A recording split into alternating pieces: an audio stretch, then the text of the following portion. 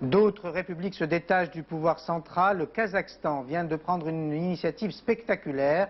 Son président a décidé de fermer immédiatement un centre d'essai nucléaire.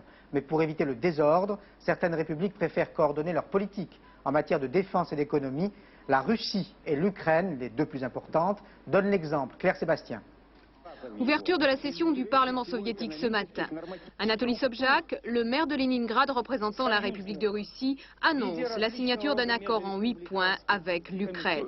Quelques minutes plus tard, Vladimir Cherbinsky, le représentant ukrainien, précise les termes de cette alliance qui crée de fait une nouvelle structure de pouvoir. Mikhail Gorbatchev est absent de cette nouvelle donne. Traité inter-États, alliance économique et militaire, c'est en réalité la prédominance de deux républiques les plus importantes qui est scellée cette nuit à Kiev. Objectif annoncé, entreprendre des actions communes pour éviter la désintégration non contrôlée de l'Union soviétique. C'est en fait la fin de la vieille Union commandée depuis le Kremlin, la naissance d'une nouvelle centrée cette fois sur l'axe Moscou-Kiev. Au cœur du dispositif, les problèmes militaires stratégiques et la nécessité de créer rapidement un système de sécurité collectif.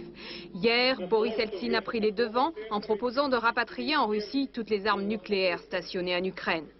L'opinion publique ukrainienne semble bien partagée. Dans les rues de Kiev, beaucoup craignaient que la domination russe ne remplace purement et simplement la domination soviétique.